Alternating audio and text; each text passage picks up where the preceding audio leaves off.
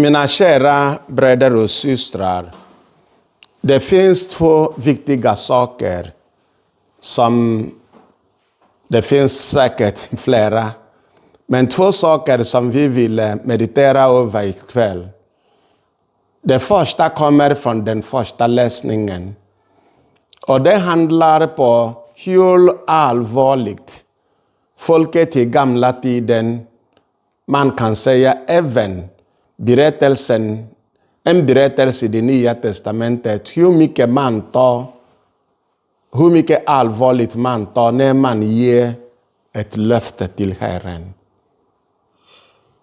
Den här mannen, Jefta, han vill absolut att Herren skulle hjälpa honom för att segra över hans fiender.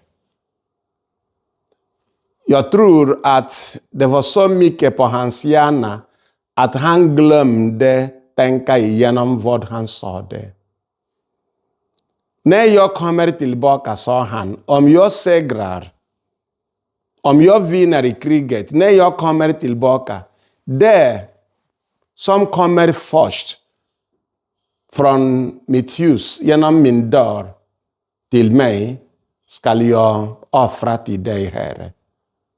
Kanske han tänkte vid hans hemkomst att det kunde vara en get eller ett får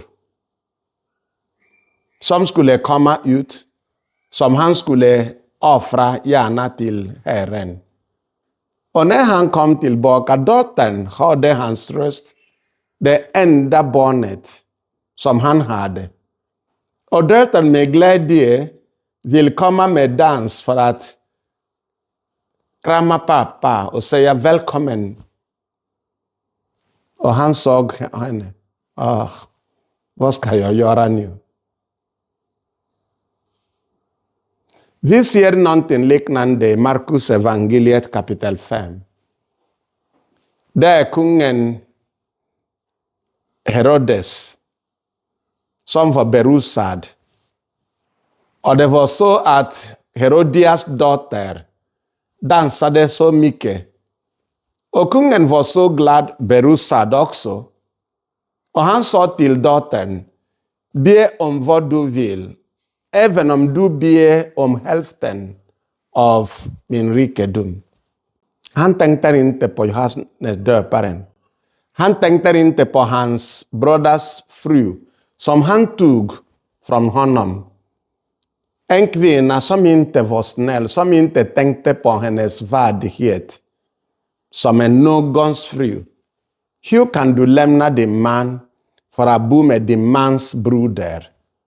Och därför att Johannes döparen talade sanningen ville kvinnan döda honom.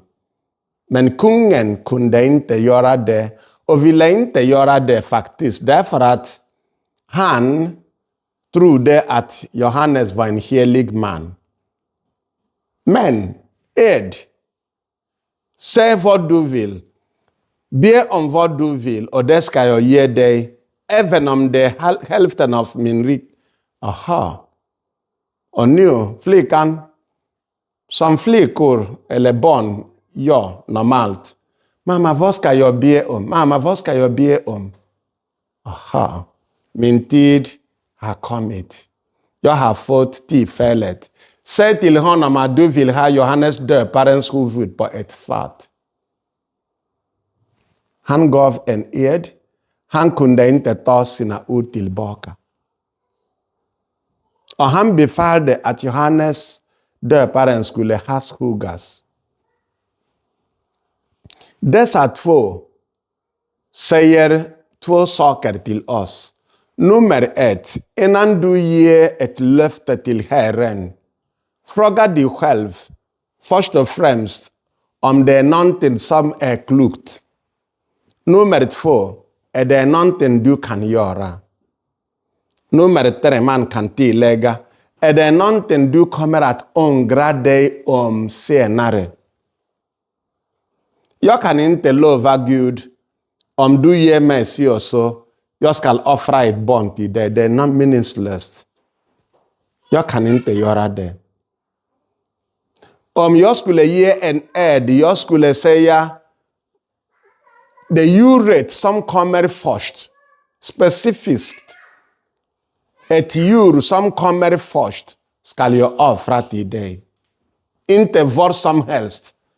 Du måste tänka att du har en dotter och dottern kan vara den som kommer från ditt hus. Vem annars?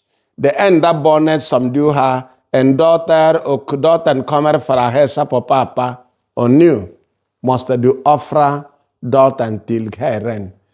Är det faktiskt Herren? Skulle Herren begära att någon skulle offra en annan människa till honom? Nej. Det var deras sätt att förstå i den tiden. Det är ingenting vi skulle ta till föredöme. Men vi kan lära någonting att innan du ger ett löfte, till exempel, om du kommer in till prästseminariet, du har 9 år på dig att tänka igenom. Är det någonting jag vill göra? Och varje år har du semestertid. Och du kan åka hem vad du vill och träffa olika människor. Om du kommer tillbaka eller skriver ett brev. Nu är jag tjej, en kvinna. Jag kommer inte tillbaka. Okej. Du blir inte präst, men du kan bjuda in en präst för ett bröllop. Ett sakrament. Bra. Bättre att den unga mannen gifter sig än att han är en dålig präst. Eller hur? Löfte. När du ger ett löfte till Herren, det är någonting du måste göra. Det andra saken som är viktigt för oss också handlar om evangelietexten. Titta på kungen som förberedde en bröllopsfest för hans son. Vem är kungen? Det är Gudfadern. Vem är hans son? Det är Jesus Kristus. Vad är bröllopsfesten? Det är en bild som man använder för att beskriva glädjen i himmelen. Man brukar använda bröllopsfest. I Uppenbarelseboken många gånger står det att vem som är inbjudna till Lammets bröllopsfest eller Lammets fest. Se Guds lamm som borttager världens synder. Saliga det som är bjudna till Lammets fest. Och vi säger, Herre, jag är inte värdig att du kommer under mitt tak. Men säg bara ett ord så blir min själ helad. Det är en inbjudan till oss alla. Att vi är faktiskt de som är inbjudna till Lammets fest. Men vad hände? Vilka var de som fick inbjudan första gången? Judarna. Men de vägrade komma. Och när Gud insisterade genom att sända profeter. De tog profeterna och skymfade första gruppen och dödade den andra gruppen. Och Gud sa nu, jag ska sända mina soldater att förstöra deras stad och döda dem. Men bröllopsfesten är klar. Jag måste ha gäster. Gå därför till där vägarna skiljer sig och ta in alla som ni ser. Och alla kommer. Vi också. Och kungen kom in till salen för att titta på gästerna. Och han märkte en man som inte var klädd i bröllopskläder. Vad betyder bröllopskläder? Om det inte är rättfärdighet. Att vi är inbjudna, vi är i kyrkan, vi är klara för att delta i festen. Varje gång när mässa firas, prästen påminner oss om att vi är faktiskt de som är välsignade, som kommer till Lammets fest.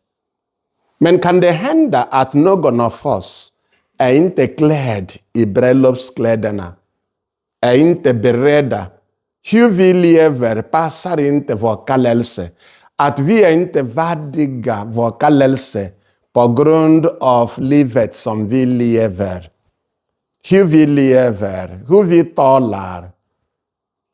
Att vi inte tar löftet som vi har gett på allvar. Kanske ni vet inte att ni har gett löfte. Tar ni avstånd från djävulen när vi döptes? Ja. Tror ni på Gud Fader Alsmäktig? Ja. Och sen konfirmation. Tar ni avstånd från djävulen andra gången? Och sen vid bröllopet när ni gifte er. Jag tar dig som min äkta man. Jag ska vara dig trogen. I medgång men också i motgång. I hela mitt livstid. Det är ett löfte. Det är ingenting man kan leka med. Och jag har alltid någonting som hjälper de gifta. Alla katoliker vill att prästerna ska leva som vad? Förebild, stämmer det? Som lever, aldrig gör någonting fel, är alltid i god tid och firar mässa ordentligt, sitter i byggstolen och har byggt, är alltid där när folk vill prata med honom. Bra! Men så också ska de gifta göra. Prästerna har mottagit ett sakrament. Det heter ordenssakrament. Men ni också har ett sakrament. Det är äktenskapets sakrament. Det betyder att ni har gett löfte, inte bara till varandra men också till Gud genom kyrkan. Och det är ingenting man kan syssla med.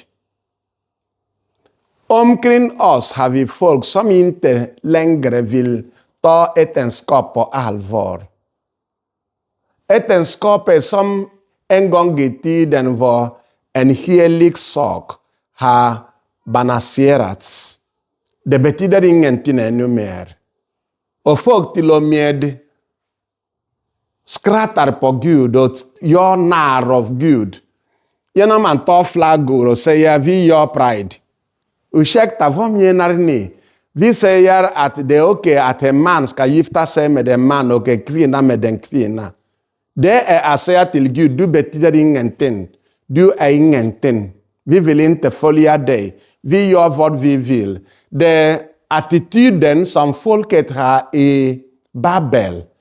Enligt första Moseboken kapitel 11. Det kan ni kolla. Vad hände? Att folk nu, jag skrev en dikt. Det heter The Song of Babel. Ni får läsa dikten. The Song of Babel.